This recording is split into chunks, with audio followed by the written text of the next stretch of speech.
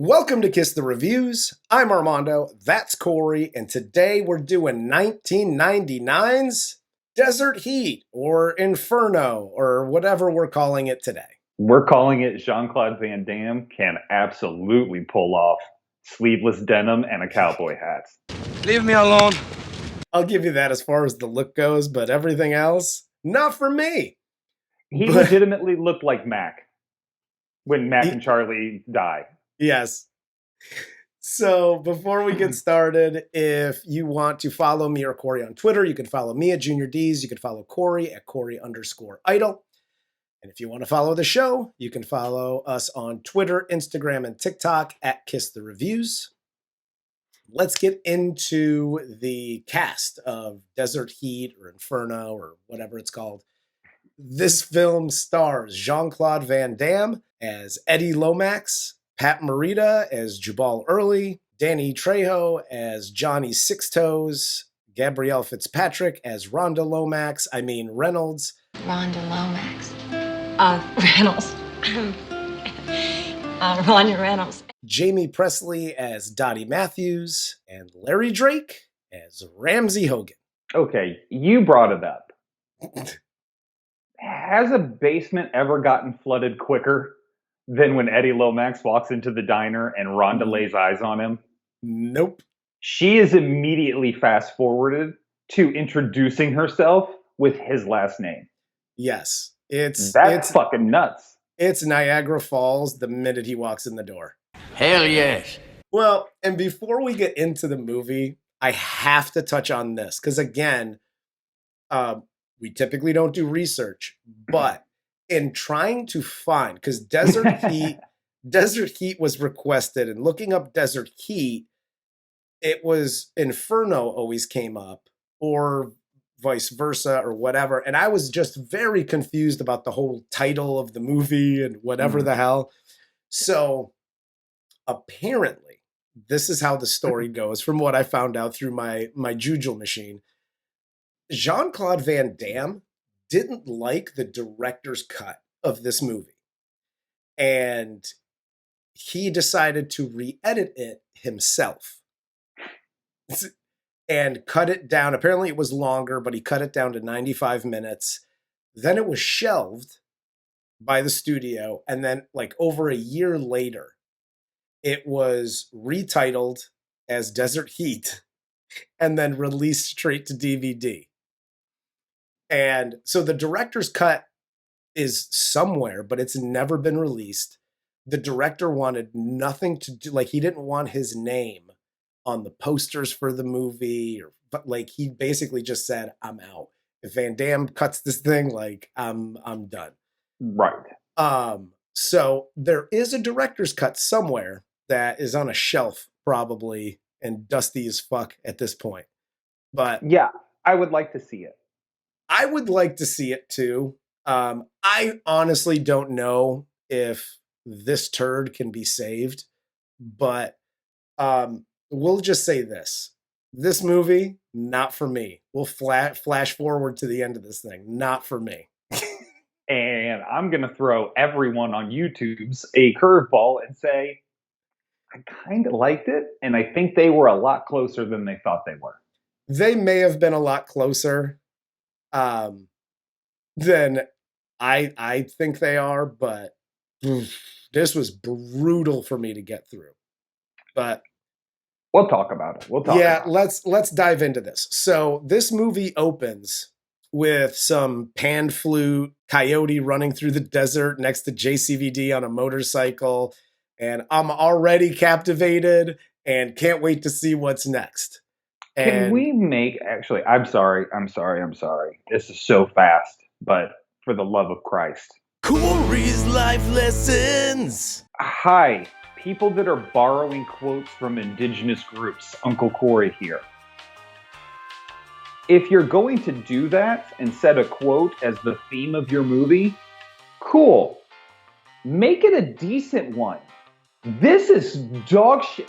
The moon is betraying the warrior until it's full, and then the warrior remembers his will, and the coyote runs at night, but only if the desert is stocked with Mountain Dew. Because if it's not, the coyote doesn't have the energy to run no more. This was bullshit. You were right. This whole beginning is fucking terrible. I was lost. No, I was too. No clue what was happening. Okay, thank you for saying that, because I was lost from the beginning, from the quote to the coyote running with JCVD, and Johnny Sixtoes shows up and starts talking to a drunk JCVD as he shoots his gun in the air and goes, ah. Have you ever fired your gun up in the air and gone, ah? No, I have not ever fired my gun up in the air and gone, ah. So before the rednecks get here, this is where I was so fucking confused, because the rednecks show up. I can wrap my head around that. I'm an Arizona trash bag. I know what a redneck is. So when they show up, I'm like, oh, okay, bad guys. They're like, hee-haw, dirty truck. I know who the bad guy is. Thank you. But before this happens, they're presenting Johnny Sixtoes as a spirit or a ghost even. And Eddie is talking to him, and he's talking about committing schmuicide and taking the journey like Sixtoes. And he's here to give Sixtoes a gift. And I'm like, well, what is the gift your motorcycle? Because he's dead. Yes. You're talking to you're going to give a motorcycle to the ghost, and then you're going to commit schmuicide. And then the rednecks show up. I am fucking so lost at this point, and I don't understand why it was even necessary. They have the same conversation when we actually figure out Johnny Sixtoes is alive. He's a person. He's an able-bodied person. Yes. And for all intents and purposes, appears to have 10 toes because he drags JCVD back to the cave. So I am lost. Yeah, I don't know what's going on. But we also here get the rednecks showing up. They get out of a truck. They're angry because one of JCVD's bullets almost hits them or hits their car or whatever. And there's a confrontation, and JCVD gets his ass kicked. And then they shoot him as another car drives by with Vern and Dottie in it. And I have one question for this whole opening scene. And again, maybe you can enlighten me, being the Arizona trash bag. Are there really this many people randomly driving through the same area of the desert? No. No, because this is what's interesting about most towns is they have these things called roads. Roads. Roads. Wow. That's a total weird word, isn't it? Some of them might even be dirt, but they got them. Yeah. Even fucking reservations in Arizona, which are not taken care of very well, have fucking paved roads. So everybody just like, the desert is our interstate. No. This was weird. It's so bizarre. Is so weird. This is not the main source of travel. And half the people are going to secret meetings. Take a different route. Take the road, because nobody's traveling on it to your secret meeting. Apparently it's empty. After this, one of the rednecks then fires off 2 bullets, presumably into JCVD's body. And then we cut to the diner where the rejects from a Thunderdome are eating, and we're introduced to Dottie and Rhonda and Mr. Early here. And Ramsey Hogan, the redneck's father, then checks a briefcase full of cocaine, then gets it on a plane that's on time for a change. And I don't know, maybe that could be a plot point. The airplane's on, like, they make a big deal that the airplane's on time here. So I was like, ooh, I actually wrote that as a note, like, airplane's on time. Maybe that's a plot point. It's not. No, if I can jump ahead here too, just to establish why this would have been good and make, the plane a Chekhov's gun situation where you introduce it early, then have it come back later, right? Yep. So as we progress through the movie, and Armando will explain it in more detail, but as we progress through the movie, JCVD is pitting these 2 gangs in the town against each other. So they're going to do his dirty work for him, right? Cool. Great plot. Everybody's done it a million times. Yep. No issue with that. However, if you have drugs being a main source of income for one of these people, what you could have done is had the plane be sabotaged or do something where the cartel at the end blames the Hogans for everything going tits up. And they get him, like JCVD's beat, but then here comes the cartel. And they're like, you missed the shipment. Like, oh, no, I didn't. And they're like, oh, but you killed your fucking father. You know what I mean? Yeah. They can figure out a way to tie this in a little bit better and make it a little more interesting. Yeah. Than having the Sharks versus the Jets. Because, I mean, honestly, that's what this is minus the singing. This was so fucking dumb. We're fighting in the desert, the crazy desert. Boy, crazy boy. Stay loose, boy. Oh, holy shit. I want to write Desert Heat the musical. I am now so inspired to write a musical. That's our next project. It's fantastic. So Ramsey's sons here are late to this whole drug deal. He gets angry, yells at them about stealing JCVD's motorcycle, and then back to the diner where the Hogans and other rednecks fight for some reason. And the Hogan boys harass Rhonda and Dottie because they can. And we need to see how bad they are, apparently. Cut to JCVD in a loincloth with Johnny Sixtoes and a coyote, and he's operating on him with the coyote to remove the bullets. And then after saving his life, Johnny Sixtoes then massages JCVD's feet. And I gotta quick don't do that. Just a real quick don't do that. Don't do that, it's not good for you. Hi, everybody out there who's saving, your friend's life in the desert after he's been shot and whatever. Don't massage his feet. That's gross. That's it. That's the end of my PSA. If you don't understand why, watch Pulp Fiction. You just don't. It's just not. It's not a thing. No. And I know he's hurt and like blah blah blah and whatever, but there's literally no reason. And again, we talked. I don't know if it was the last review, the review before it. We talked about if this was the actor's decision, like if he was just like, you know what, after I fix him up, I'll massage this motherfucker's feet while I talk to him. Like, I'm just gonna be like, hey, dude, everything gonna be okay. I'm just gonna massage them tootsies. We find out Danny Trejo's got a foot fetish. He made JCVD his bitch on set. These are my feet now. These are my grippers. I'm gonna massage the fuck out of them. You're my little foot princess now, loincloth.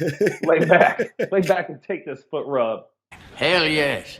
I have to go back to, because this is confusing to me. And again, I like the plot idea because it's been done a million times of the rival gangs and they got their truce. But it mainly seems like the two gangs are the Hogans, who supplied the drugs, and the Tweakers, who take the drugs. Yes. So why would they be fighting at all? I don't know. I don't understand. You're asking questions that can't be answered. I don't understand that part. You can make them two gangs that are rival drug people. Whenever you ask questions for the rest of this review, my answer is going to be, I think it's in the director's cut. Probably. Is it possible this story is true? Yes, it is. I do like what they were trying to do here. I like the two rival gangs in this town, quietly suffering. I mean, it's fucking Three Amigos. It's almost every fucking movie ever made where the town is suffering and somebody's got to come in Magnificent Seven style and save them. Yes. And then you add this with the other gang and you pit them against each other. Cool. This is a Western. They tried to make a Western. Absolutely. Modern day style, even down to the side characters with the kooky old religious lady handling snakes and the crazy old coot who's tied up. They locked me up, my shit ass nephews. Brr. Dope. Love that. Love all of the cliches you're trying to throw in here to make this an actual Western and to make sure we know it is a Western. Yeah. However, it's got to make sense at some point, bro. No, something really has to tie together at some point, and it never does. You never connect a single fucking dot, other than the fact that Johnny Sixtoes is called that because he has a foot fetish. After getting fixed up, JCVD heads out to town to pick a fight with the Hogan boys and to get the gift he got for Johnny back. As the local military pilots pull flybys 20 feet above their head, JCVD finally gets to town and he goes into Eli's Emporium because he saw his motorcycle leaving there. So he asks about the gun for sale. It's his gun. And he proceeds to kill both clerks, take his gun back, and then he sees Eli chained up in the back to a recliner for some reason. And he goes and frees him. And and by the way, I'm trying to take my mind and go back to 1999. Were oxygen tanks this is a 6 foot tall oxygen tank that he's got to like lug around. Oh, yeah. Well, one, I mean, look where he lives. They're not getting the best of the best out there. They're just like, give this guy what we had in fucking Korea.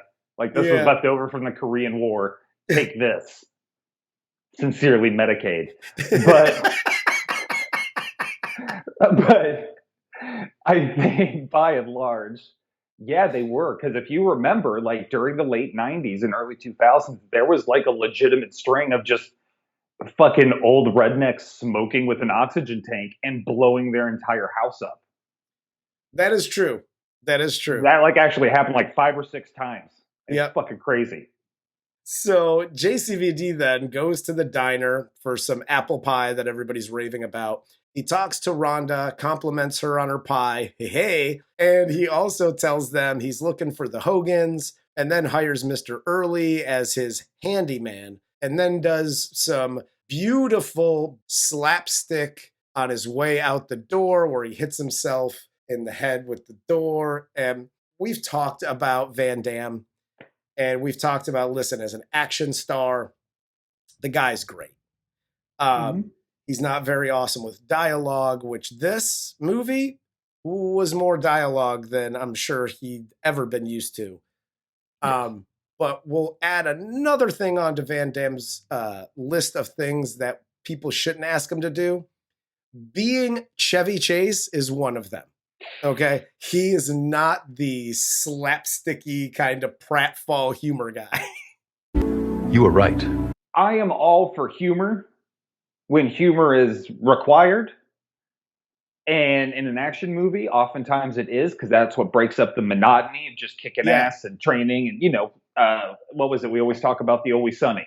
Crime, penetration, crime, full penetration, crime, penetration. And this goes on and back and forth for 90 or so minutes until the movie just sort of ends. I'm fine with it. But this just didn't make sense. Why? No, it didn't make sense at all. It didn't even play like later, like he fakes like slipping on a banana peel to fool a bad guy. Like, it makes no sense. Make sense. You know me. I'm not good with doors. Whatever. Cool. And thanks. The way they all fucking cackle in the background.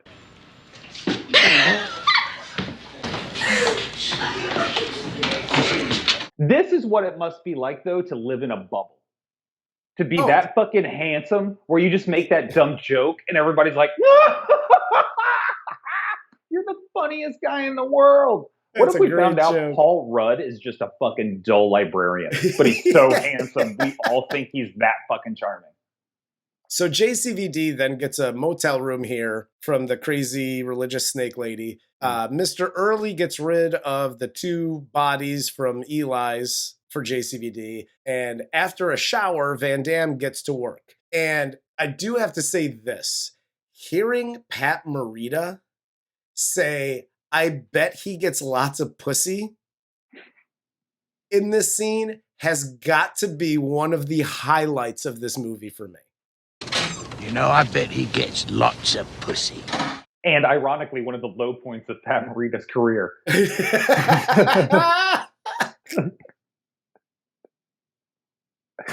Absolutely. It's a beautifully delivered line. And when he delivers the line, I about pissed my pants. Yeah, it's fantastic. And at the same time, I am so grossed out with old people talking about sex in any way. I'll be honest, hearing old guys say pussy, it's not great. You're right again. So Van Damme then goes to the Bombay Cafe and he sees some ludicrous shit going down. And I'm not even talking about the two women getting like manhandled, because I have a don't do that here. Don't do that, it's not good for you. Hi to all of the Vincent Schiavellis out there in the world, actors. Your career is never so bad that it's worth doing a horrible Indian impression. Okay? We've talked about this in multiple other movies. I know what he looks like, so I don't think there was any brown face. He might have been wearing a little foundation, but I saw him in Amadeus, and I was like, I fucking like that guy. He's a good actor.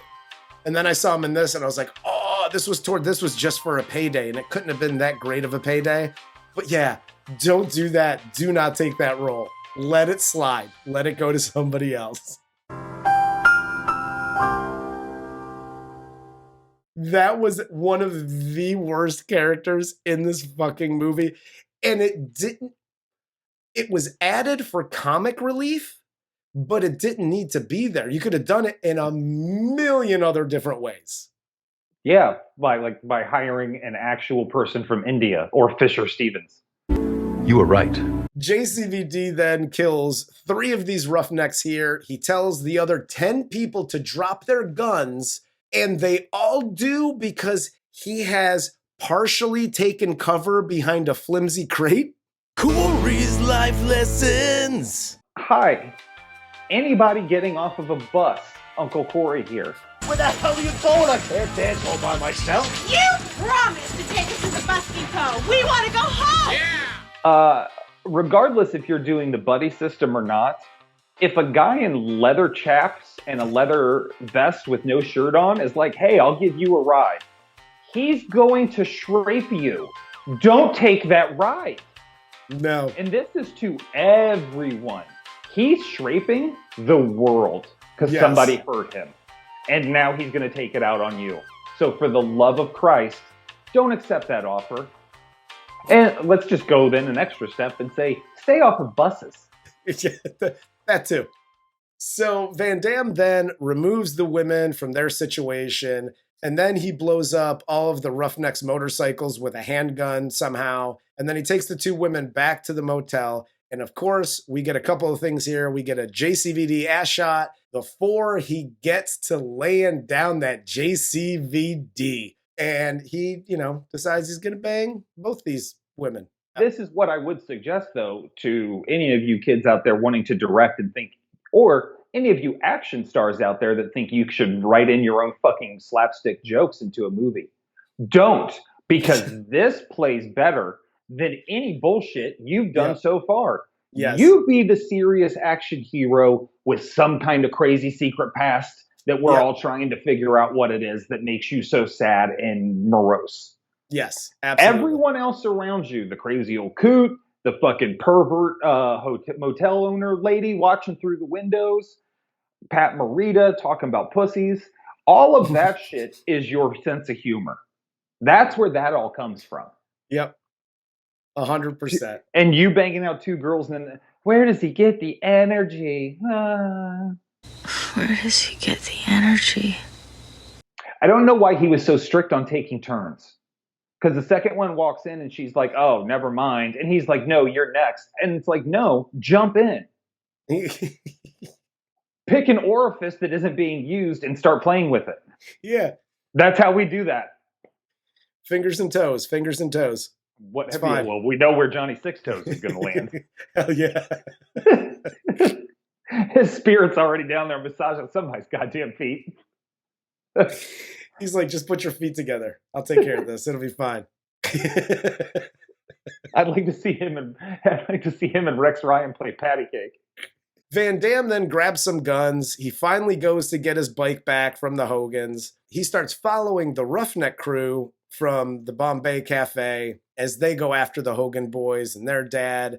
The Hogans get away and then go after the Thunderdome boys. And Van Damme sits on the outskirts and just watches the shit go down. he starts blowing shit up himself as the two clans shoot at each other. And then they all figure out they have a common enemy in JCVD. And then we get the Ramsey and one of the Hogan boys fighting, and then he kills his dad.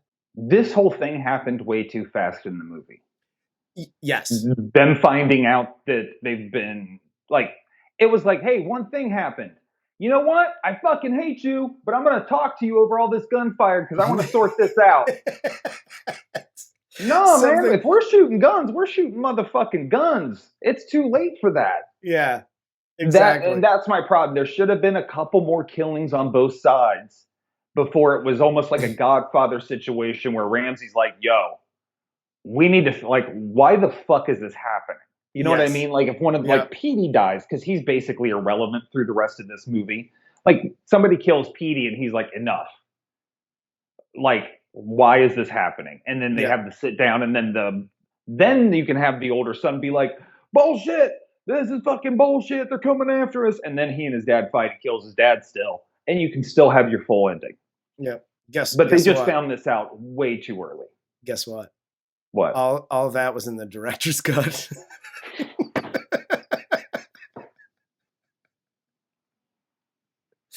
JCVD removed all of it. He was like, 100%. Who needs context? Let's remove everything. A tight 90 minutes and a door hitting me in the face. Van Damme here starts laying down fire. Johnny Sixtoes knocks him out and then draws the angry mob away. Like, Johnny Sixtoes just randomly shows up, and then Johnny gets caught and they start beating him, and then they take him to a platform to hang him. But then JCVD starts doing like coyote calls and taking dudes out one by one. And they try to hang Johnny here, but the rope breaks. Van Damme grabs a motorcycle, saves him, and then takes him back to the hut. But it's too late, and Johnny Sixtoes dies without, you know what? And I'm very upset about this death scene because Van Damme is there and he's like, oh, you're going to be okay. Everything's going to be. Massage the motherfucker's feet. Just like, listen, he did it. He didn't have to. Just, he's dying. Massage the motherfucker's feet. He obviously likes it. He's got 7 holes in his body. He needs the circulation help. Massage his fucking feet. Asshole. Absolutely. No, I think they missed a good opportunity here because the whole hanging thing is very rough. Obviously, it's very racially fucking charged by the words the fucking rednecks are using. Yeah. And they go to hang him. The rope breaks, and he's like, "You fucking rednecks can't do anything right." He should have got up and just ran the fuck away. And then like a truck's going after him and JCVD blows it up with just irrelevant henchmen. And then again, everything can still play out. Johnny's still fucked up, but he didn't have to die. Like, you're already going after these guys. You're already committed to the cause. Having Johnny Sixtoes die does nothing. No, it doesn't do anything to push the story along. No, all it does is bring Rhonda into the fold. And quite frankly, why? She's like blowing up, like setting off a detonator later, and they like make out for an hour. Just have Johnny Sixtoes set off the detonator, give him a foot massage, and fucking run off in opposite directions to fight the bad guy still. Well, and listen, you and Rhonda could still bang it out and make out for an hour later because she obviously had a flooded basement. That was going to happen. Exactly. And everybody comes to fight for the town anyway because we've all seen the Western. So Rhonda needing that extra charge of Johnny Sixtoes is not necessary. Yeah. And they all knew Johnny Sixtoes. So he was going to help anyway. You know what I mean? Like, exactly. There's no reason to kill him. I understand killing the best friend or the partner or whatever if it moves the story along and helps solidify the commitment to cause. Yeah. But that's not necessary here. Would you allow them to kill his brother? Only if they set him on fire. Here, this is when we get Rhonda going to the hut, and there's a 10K bounty on JCVD's head. We then get some Determination guitar solo music here as Van Damme heads back to his motel room, and then that night, the Hogans and Thunderdome drive up, and they go into the diner where Vern drops dime on Van Damme, tells him where he is. And then all hell breaks loose. They shoot at the motel room. They send Vern in. This is the best. They send Vern in to check if Van Damme is dead. They realize that he's not, and he's not in the room. So they spread out to look for him. The room blows up with the bomb that Rhonda set, and JCVD starts taking dudes out with the help of everybody in the town. Van Damme then kills Matt Hogan. I believe it's Matt. But then lets his brother go because he didn't kill him in the desert. So that's a thing. And then JCVD and Jesse have the final fight here. He's losing, but then uses the jet flyby to turn the tables. And then he kicks the shit out of Jesse and then fires his gun in the air and goes, again. And this is where JCVD and Rhonda hug it out. Jesse picks up his gun to shoot him. Rhonda turns him around to sacrifice herself, but then someone shoots Jesse and everyone argues over who killed him. It was me, it was you, it was whatever. This, I didn't actually, okay. And I know I've been kind of shitting on this from the get-go. I didn't mind this ending scene. It was action-packed, shit's blowing up, like for an action movie and especially a Western type movie. Like this is a cool, like little ending. But like the whole, everybody in the town arguing over who killed Jesse. And yeah, there was just a couple of things. I was just like, ugh. You were right. Yeah, this is where a rewrite comes into play because the Air Force using the area around the town and the reservation or wherever the fuck Johnny Sixtoes lives is the bombing range. Yeah. It's not nearly as interesting as the cartel storyline, which you totally dissolve. The cartel has only dealt with Ramsey this whole fucking time. And he's dead. The son has said not one word about meeting the plane ever again, being on time for the plane. All of that shit just falls apart because it's all focused on JCVD. So if that neglect would have come back in the form of that plane, and a cartel boss coming down, something like that, to shake things up a little bit, and not even to kill the main bad guy, but to even take him away to be fucking tortured. Yeah, like that's how you just problem solved. It's done. Or here's an interesting thing: Petey comes back and takes out his older brother because he knows it's the right thing to do. And then Petey can actually become, a decent person in that town. Yeah. Because that storyline's gone too. Like now JCVD at the end is not only fighting for the town and trying to save Jamie Priestley and Rhonda from a shraping, and fucking Petey now is on the run from his brother, so I got to save him from being killed. Yes. None of that's necessary. No, none of that is necessary. You know what else isn't necessary? Because the movie could have ended here. But instead, we cut to the whole town capitalizing on the 28 missing men that they blame on UFOs. And then the movie ends as JCVD and Rhonda ride his motorcycle through the desert and Johnny Sixtoes is riding next to them. That's how the movie ends. And Rhonda says, I can see him now. You see him too? I do now. So, like, this movie ends. And it didn't, like, it should have ended with Jesse dying. Yes. End of movie. You could just roll the credits. They hug, the town they kiss. Wins. Yeah. Done, yeah. Town took their town back. Rhonda and JCVD's together. Even if you wanted to show a next clip, instead of them riding through the fucking desert with a ghost, show him as the fucking town constable now. Yeah. And like stopping in for coffee at his wife's diner. The Lennox diner. You know what I mean? Yeah. There's so many things that could have been done, and you just... Yeah. You dumped it all, JCVD, for a fucking lame-ass failed attempt at a Western, which, again, I love the cliches. I love the fact you're going for the Western. I love pitting the two gangs against each other. Unfortunately, you just did a lot of it incorrectly. And I don't know if that's through editing or not, because the director's being a little bitch and won't show us his fucking film. I don't know that it's the director at this point. I think it's just the studio shelved it and it's never been released. There, you know what? Idol Studios will buy it for $5, and I'll fucking release it. How about that? How about that, Captain? I think you should make some phone calls and get that done. I'm not making a single phone call. Oh wait, we decided in one of the other reviews, people of your stature and your celebrity don't make those calls. So have your assistant do it or whatever. There you go. Thank you. I will. Thank you. I appreciate that. I figured I'd acknowledge your celebrity status. Well, it's been like 5 shows since you have, so yeah, it's due. Yeah, for me, dude, I'm good. I will probably never watch this again. No. Regardless, whether it's Desert Heat or Inferno, this probably won't be on my, hey, I should probably watch this. It's been a while. This is how I would sum this up with one final PSA.